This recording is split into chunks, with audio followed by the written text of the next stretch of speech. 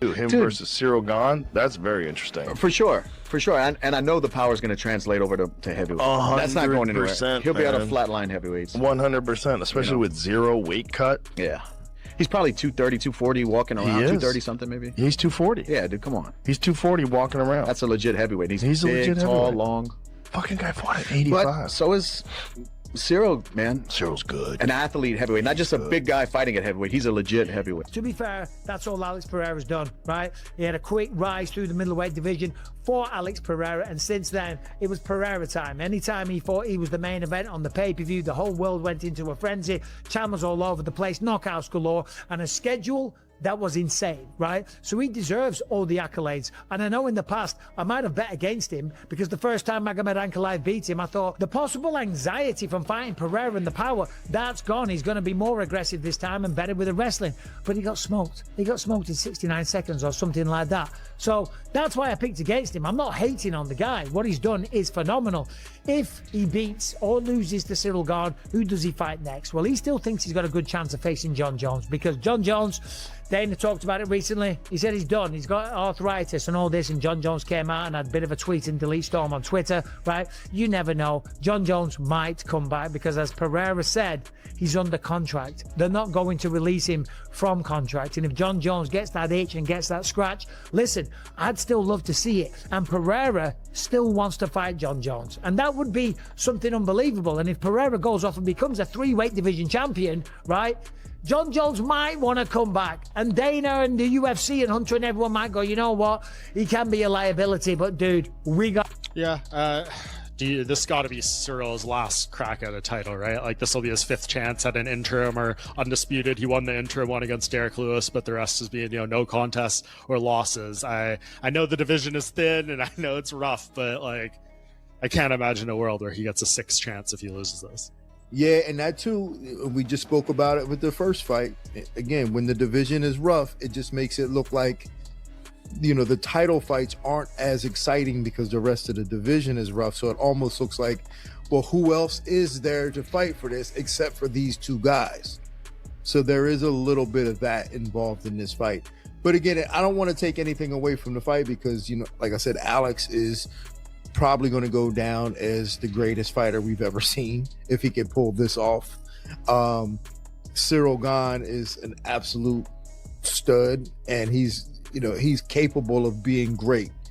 He hasn't really done that and showed us that yet in the big moments. So because he hasn't showed us in the big moments, that's why I'm not putting this higher. He hasn't done that, but he has the potential to do that now. That they fought, like, who has Alex fought that moves like Ciryl Gane? Like, we don't even know how. I mean, maybe we can go back to his kickboxing days and see something, but we haven't seen it in MMA. And then for Ciryl Gane, like, we haven't seen him face a guy quite like this, right?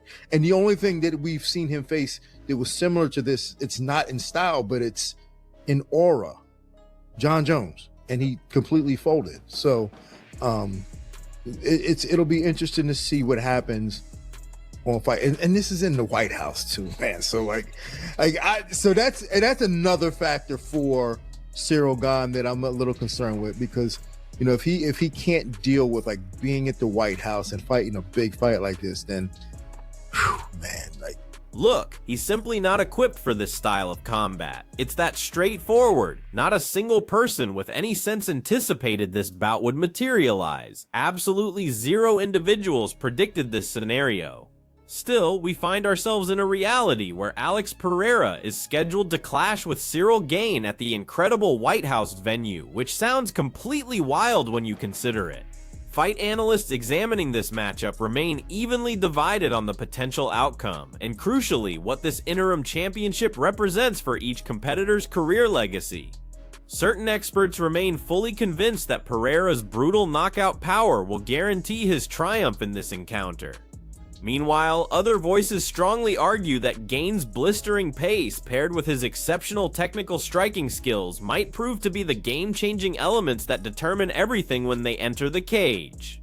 This transformed into an incredibly high-pressure confrontation, where truthfully, a single error, one brief moment of doubt, one wrong calculation might be everything needed to determine the final result of this battle. However, when two of the planet's finest strikers collide on such an enormous platform, it shifts from being about who appears superior theoretically to who can withstand the overwhelming pressure of this occasion, who can deliver when the spotlight burns hottest and expectations reach maximum intensity. Question outside your own fight. You've always been very, very staunchly in the belief that interim champion is a champion. Facts. So does that mean guaranteed Alex Pereira goes up to heavyweight? He's a champion. He's a champion. 3-weight head champion. The fuck interim. Like, you can't tell me a guy gets a belt. Like, interim, look up the word interim, what it means. In the meantime, in the interim, he is the champion.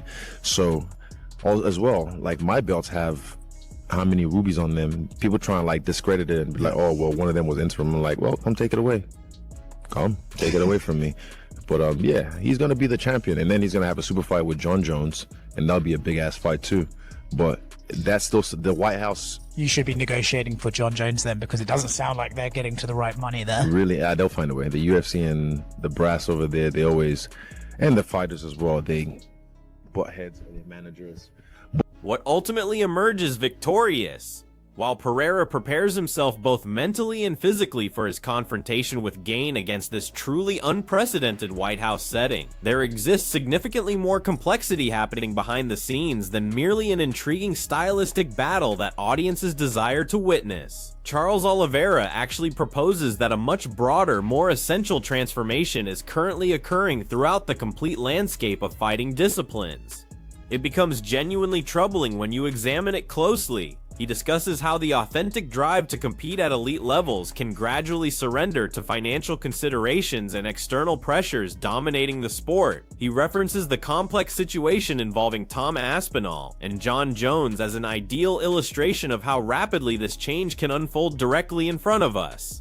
There's also this dense atmosphere of doubt surrounding this complete occasion, which becomes apparent if you're observing carefully. Concerns regarding interim championships and what truly defines authenticity in contemporary MMA raise these profound inquiries about whether this triumph actually ensures an undisputed title opportunity subsequently, or represents something much more distant, something more bureaucratic than athletic. The storylines going into this, I mean, Ciryl Gane, I have a real concern for Tom right now. And I am on Tom's side. I want to make sure my words are clear, but I have a real concern because he is scratching the surface of a road that so many guys go down and they never come back. 1 year ago today, Tom wants to compete and he doesn't understand it. John wants a bunch of money. He's looking at the UFC going, you got a contract with the guy, get him in the ring. And that mindset appears to be gone. All of a sudden, it's not about competition. Now it's about money. And now all of a sudden, it's not about, hey guys, thanks for everything you've done for me. It's, hey guys, I'm being told by other people, you haven't done enough for me. When you go down that road, there's no coming back. And I only share that with you. It's very relevant. As we go into Pereira versus Gane, the story of the White House is that we could have our first ever champ. But people are saying no. They're saying the interim belt doesn't count. And that's not a fight that I want to have. Here's what matters though. Despite appearing concerned with the technical battle superficially, the real consequences extend well beyond simply generating a marquee fight for media coverage. Charles Oliveira cautions that history demonstrates this frustrating tendency of cycling repeatedly throughout fighting sports. Championships become elevated to headlining status. Title holders face constant questioning and intense examination, and what appears perfectly obvious and simple currently can somehow transform into fiercely contested and divisive later. Should either combatant emerge from that cage as the undisputed title holder, the importance and consequences might prove tremendously significant for the complete weight class, particularly considering how rapidly previous victories and championship defenses can receive fresh interpretation through alternative perspectives over time. Within a fight card already overflowing with mystery and captivating narratives, this specific battle possesses authentic potential to entirely eclipse every other event occurring that evening, literally converting one outcome into a pivotal moment that redirects the complete path of the heavyweight landscape for the foreseeable future. I'm going to put my sword down. Apparently, I'm the only one that cares. I don't care what comes in front of world champion. If it ends in world champion, I believe it counts. But if our community doesn't, fine. I'm just here to tell you history is a way to repeat itself.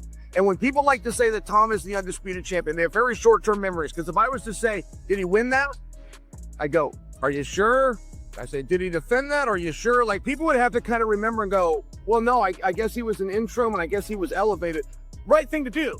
But if history does repeat itself and Tom does go down this road, if Tom doesn't come back, the significance of Ciryl versus Pereira is going to be huge. The significance of that fight, if one ends up elevated to undisputed champion, which is what just happened to us 5 months ago in the very division. There is so much on this card, but sometimes it comes out. Expanding on that evaluation further, Michael Bisping analyzes the complexities of this contest in greater depth. The initial significant fight on this incredibly loaded card of Pereira's fresh promotional contract places him immediately opposite Gane for the interim heavyweight championship. And although the excitement surrounding it remains completely genuine and warranted, Bisping stresses that attention must remain focused directly on Gane and his contributions. It's certainly a challenging battle. Theoretically, nobody disputes that. Yet it's equally a completely achievable victory if Pereira maintains his strategy. What creates such appeal from a spectator standpoint is the absolute style confrontation we're preparing to observe.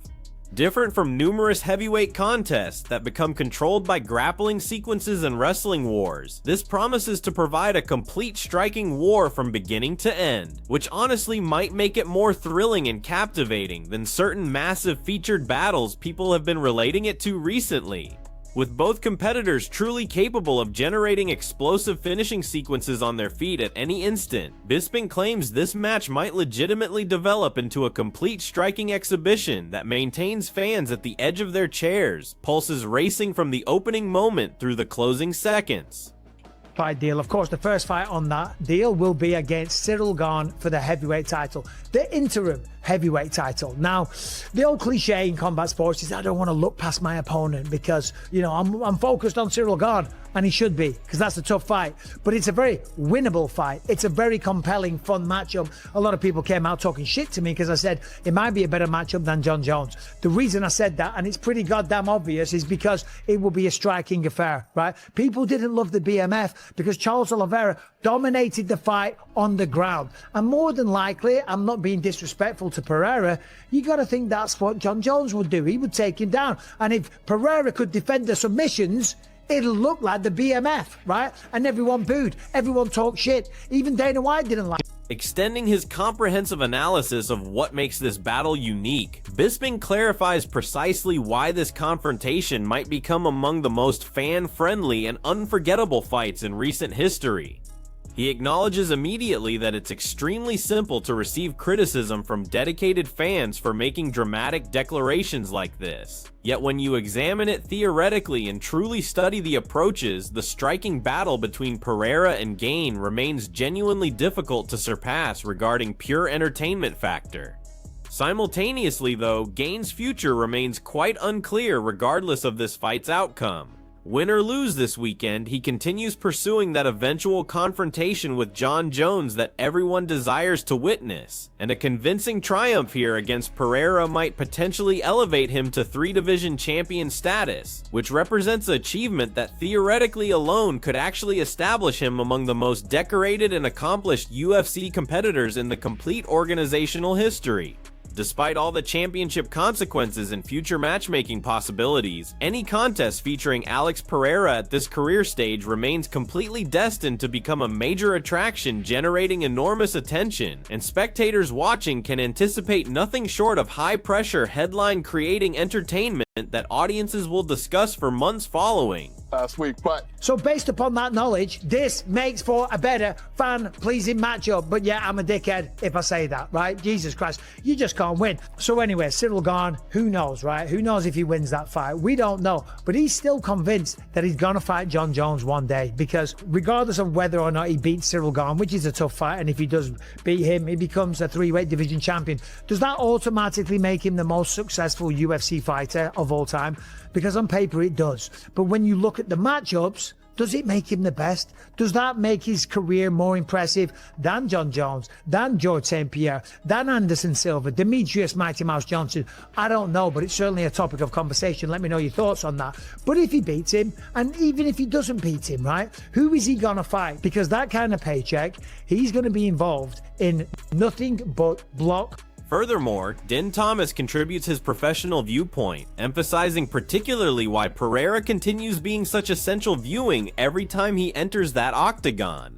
He identifies the undeniable reality that Alex has genuinely supported the UFC organizationally for almost 2 complete years currently, accomplishing these amazing achievements and remarkable moments throughout that helped advance the complete sport. Now, executing this weight class advancement represents such a daring and truly admirable challenge that few competitors would even contemplate trying. Confronting Gane, who remains a legitimate, naturally proportioned heavyweight possessing stylistic weapons and technical capabilities that might genuinely challenge Pereira in methods we haven't witnessed previously, makes this contest even more fascinating and uncertain. Nevertheless, Thomas observes something subtle preventing this fight from ranking higher on people's most anticipated matchup lists. Maybe it's the persistent influence of Tom Aspinall observing from ringside, awaiting his chance, with these elite competitors fighting for what many consider his deserved spot, which quietly creates this uncertainty over the battle and raises questions about its true significance within the division's broader context. How can you not love watching Alex fight? Like, he's carried the UFC on his back for almost 2 years. And he's done such great things. And the fact that he's moving up is incredibly noble. And he's taken on Ciryl Gane, who is a legit heavyweight that I think stylistically presents problems to him. And I think it's a great fight, but it's just something had to be at number 4. And there's something about it that and it might just be, again, maybe that lingering Tom Aspinall effect over the whole thing. Like, Tom watching from the sidelines, watching 2 guys fight for his position. I don't want to say his belt, but his position. And I think something about that might kind of weigh. Thomas subsequently explores even more thoroughly the larger significance of Pereira's heavyweight advancement. He presents it as this authentic pursuit of history, of establishing a legacy beyond question. Does capturing the interim championship officially establish him as the initial 3-division UFC title holder in organizational history? Thomas responds absolutely affirmatively, without doubt observing that the interim designation doesn't reduce the accomplishment whatsoever in his opinion. The genuine inquiry he maintains isn't concerning the championship itself, but whether Gane truly represents championship caliber material across every aspect, not merely in technical ability, which Thomas completely believes he possesses abundantly, but psychologically and emotionally too. We've witnessed instances like his setback against Francis Ngannou, or that relatively disappointing performance versus John Jones that created significant questions about his championship mindset. However, the Gane we're observing currently appears to have authentically developed and matured into a legitimate challenger who's prepared to match Pereira at the complete highest standard when everything matters most. Pereira going up to heavyweight is something that's been long discussed, and I guess the big thing is, like, is he going for history? Is he not? It's the interim belt. Like, if he wins this fight, are you going to consider him the first 3-division UFC champion, or does he have to get undisputed? I would. Yeah, I would. Like, yeah, I absolutely would. Even though it's interim. Even though it's interim. I mean, like, interim, like, yes, like, the difference is just putting a word in front of it. But it's like Ciryl Gane is still champion. Well, and that's another thing too, right? What we have to find out is Ciryl Gane championship level material. Like, skill wise, I do believe he is, but mentally and just emotionally and with his entire being, is he championship level material? And that's what we want to find out, because we've seen him lose against Francis, where he went in the fight, but just made the silly mistake at the end. And then we saw him completely lay an egg against John Jones, and that's not championship level material, but he's seemed to have matured into it. Now, when he was fighting Tom Aspinall, he showed championship level material fighting, even though it was a little dirty. And that's another thing. Can he fight cleanly with championship level? Following that evaluation, MMA Guru analyzes the circumstances quite directly without softening anything. Pereira's heavyweight advancement isn't merely bold or fascinating. It's legitimately been approaching for an extended period if you've been following his career development. With his accurate, devastating leg kicks and that constant pressure he delivers every fight, MMA Guru believes Pereira can definitely handle Gane despite the Frenchman being incredibly threatening and completely capable of damaging him severely if he connects cleanly. At this fresh weight division, Pereira essentially competes as a natural heavyweight, which represents a notable transition when you consider he was fighting at middleweight recently. Should this contest actually occur as scheduled, MMA Guru anticipates it might conclude with Pereira delivering another spectacular knockout that receives endless replays. Conversely, Israel Adesanya establishes his position absolutely clearly with complete certainty. Interim title holders remain legitimate champions, absolutely, without debate. He argues enthusiastically that if Pereira advances to heavyweight and wins this battle, he's immediately and unquestionably a 3-division UFC champion, regardless of that interim designation's meaning. Adesanya completely rejects the concept of diminishing the championship or adding qualifications to it, emphasizing that interim simply means maintaining the title temporarily, while the undisputed champion remains unavailable and nobody can diminish what you achieve earning it. Beyond that immediate accomplishment, he adds with authentic enthusiasm, a victory over Gane establishes this potential super fight with John Jones that the complete MMA community desperately wants to witness, promising another completely massive battle for history, while this historic White House venue looms as the incredible setting for what might become a career-defining moment. Following Adesanya's enthusiastic perspective on the situation, Henry Cejudo and Kamaru Usman both contribute together, emphasizing just how genuinely formidable Gane truly is as a competitor. They observe that finishing him remains completely no simple task whatsoever, like it's among the most difficult accomplishments in the weight class. His incredible mobility and elite skill create this complex challenge that's extremely hard for anyone in the complete division to solve reliably. Let's be honest here, absorbing a genuine heavyweight strike from someone possessing the raw power that Francis Ngannou or Ciryl Gane delivers represents a completely different challenge than anything Pereira has encountered previously at light heavyweight.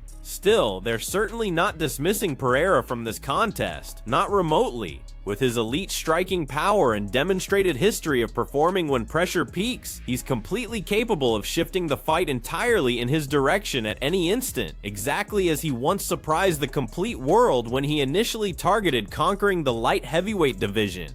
Additionally, Michael Bisping provides some crucial perspective on Gane's complete career path and what this opportunity means for him particularly. He notes this might genuinely represent his complete final opportunity at capturing a UFC championship, which adds this urgency factor to his preparation. With 4 prior attempts at championship success behind him, only succeeding in winning the interim championship against Derek Lewis and falling frustratingly short in all remaining chances, he simply cannot afford another failure at this career point. Bisping emphasizes that while the heavyweight division certainly contains its difficulties and complications with politics and injuries, it's honestly difficult to envision a plausible situation where Gane receives a 6th chance at UFC Gold if he comes up short this time. So who do you believe emerges victorious in this completely legendary battle that might transform the division? Share your predictions in the comments below and explain your logic, and remember to hit that subscribe button for all the newest fight news, exclusive content, and comprehensive analysis of the most significant matchups in fighting sports. Keep watching because this one contains all the elements of a fight we'll be discussing and re-watching for years ahead. The type of fight that shapes careers and builds legends.